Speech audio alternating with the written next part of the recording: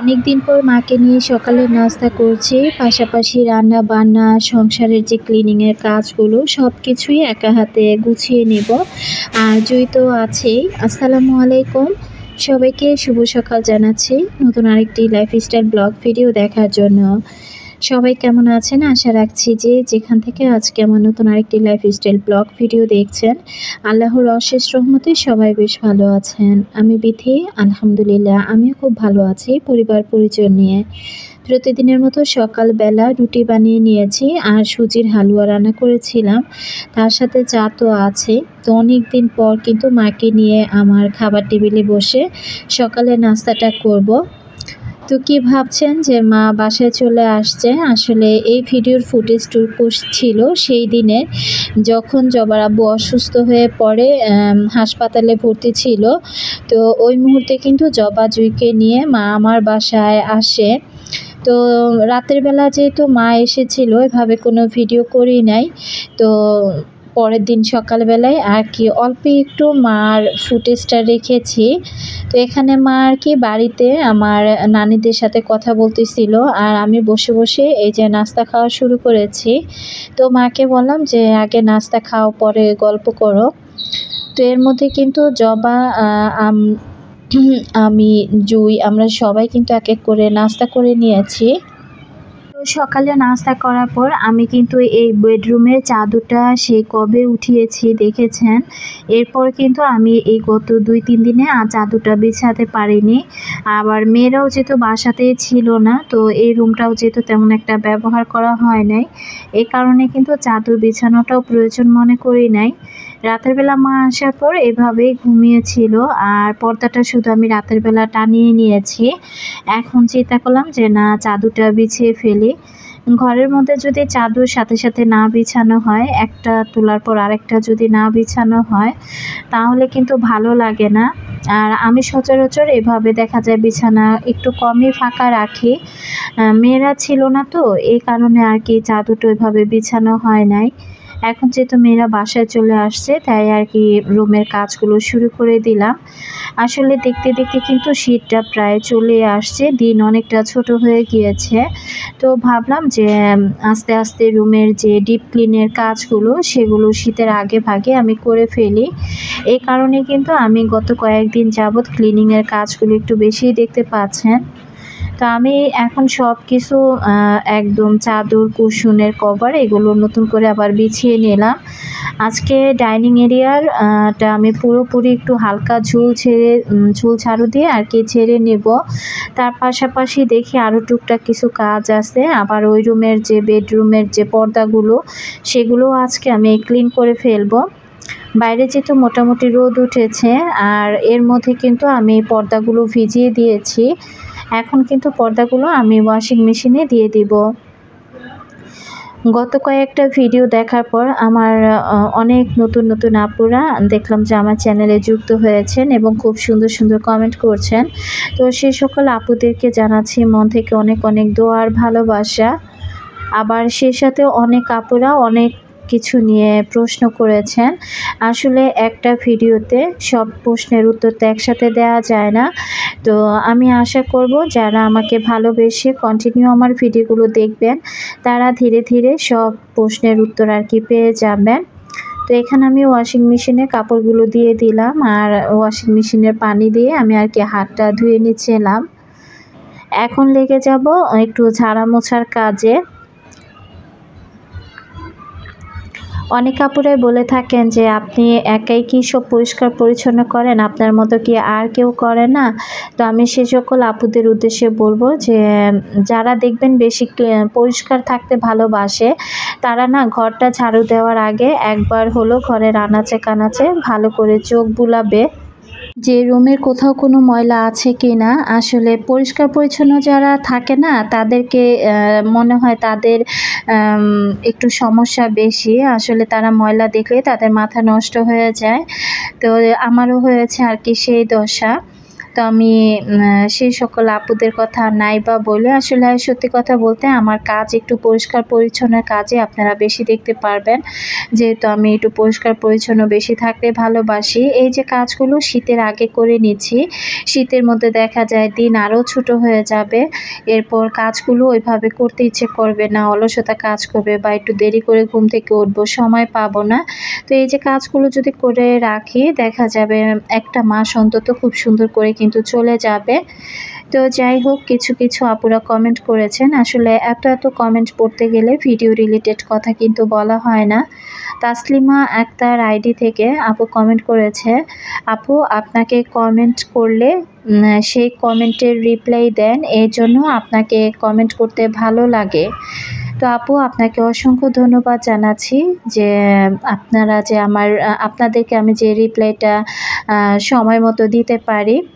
তো এদিক থেকে কিন্তু ফ্যানটাও ছেড়ে নিচ্ছিলাম, কত যে ঝুল পড়েছে আসলে, যদিও ভিডিওতে ওইভাবে দেখা যাচ্ছে না, তবে কিন্তু অনেকটা ঝুল এই যে ফ্যানটার মধ্যে পড়েছে।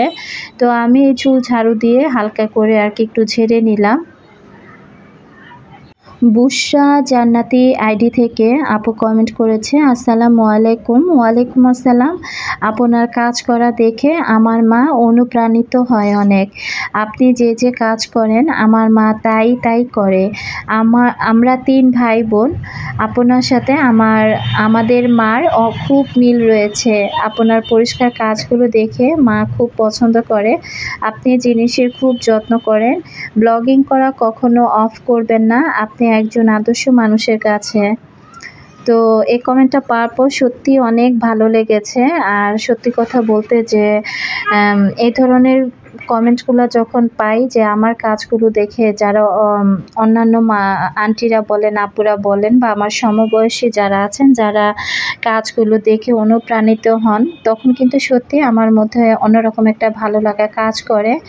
যাই হোক, অসংখ্য ধন্যবাদ জানাচ্ছি বুশরা জান্নাতি আইডি থেকে যে মামুনি না আপু কমেন্ট করেছেন তাকে। তো এদিক থেকে কিন্তু যেহেতু আমি চুলগুলো ঝেড়ে নিয়েছি, কিচেন ক্যাবিনেটের উপরে অনেকটা ধুলাবালি পড়েছে, তো এগুলো এখন আমি ক্লিন করে নিলাম। সংসারে যে কোনো একটা কাজে হাত দিলে দেখবেন যে তার সাথে আরও 10টা কাজ বেড়ে যায়। তো আমি কিন্তু টেবিলের যে ম্যাট ছিল তো সেগুলো আমি তুলে নিয়েছি। এখন গ্লাস রাখার স্ট্যান্ডটা, তারপরে আমার সে কালো ট্রেটা, এগুলো সব কিছু আমি ভালো করে ময়লাগুলো ফেলে দিয়ে ক্লিনজার দিয়ে এখন আমি খুব সুন্দর করে টেবিলটা মুছে ফেলবো।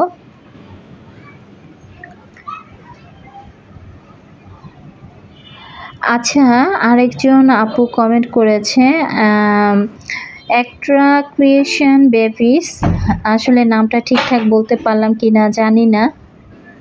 এই আপুটা কমেন্ট করেছিল, আপু কেমন আছেন? আলহামদুলিল্লাহ আপু ভালো আছে। আপনার ভিডিও আমি প্রতিদিন দেখি বাট কমেন্ট করি না। আমি গতকাল ভিডিওতে বলতে চেয়েছিলাম দীপা আপুর গিফট ইউজ করছেন না কেন? আজকে দেখি ইউজ করলেন। আপু বিকেলের নাস্তার ভিডিওটা দিবেন।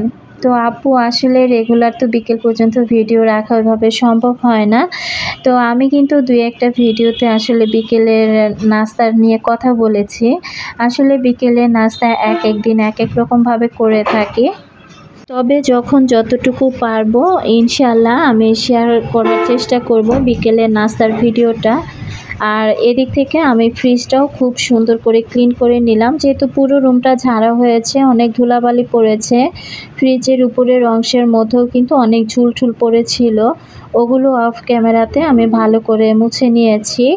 আর আমার ফ্রিজের সামনের অংশটা যেহেতু একদম কাচের, তো এই জায়গাটাও কিন্তু আমি খুব ভালো করে একটু ক্লিনজার দিয়ে মুছে নিলাম।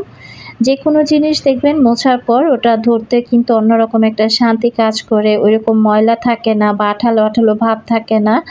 আসলে পরিষ্কার পরিচ্ছন্ন যারা থাকে না তাদের দেখবেন যে একটু ময়লা ঠেলা কোথাও কোনো জায়গায় দেখলে দেখবেন যে তাদের গা হাত পা এমনিতে একটু ভার হয়ে যায়। তো আমারও হয়েছে আর কি সেই দশায়। আচ্ছা, লিপি আক্তার আইডি থেকে আপু কমেন্ট করেছিল, আপু থালা বাসন পানি ঝরানোর র্যাকটা কোথা থেকে নিয়েছেন? যদিও আপুকে কমেন্ট বক্সে আমি রিপ্লাইটা দিয়ে দিয়েছি। তারপর আবার বলে দিচ্ছি, আমি হোম হেভেন পেজ থেকে আর কি এই প্রোডাক্টটা নেওয়া হয়েছে। আর আপুর চ্যানেলের নাম হচ্ছে লাইফস্টাইল অফ দীপা। তো আপু যদি নামটা লিখে সার্চ করেন ইউটিউবে, তাহলে কিন্তু আপুর চ্যানেলের নামটা চলে আসবে।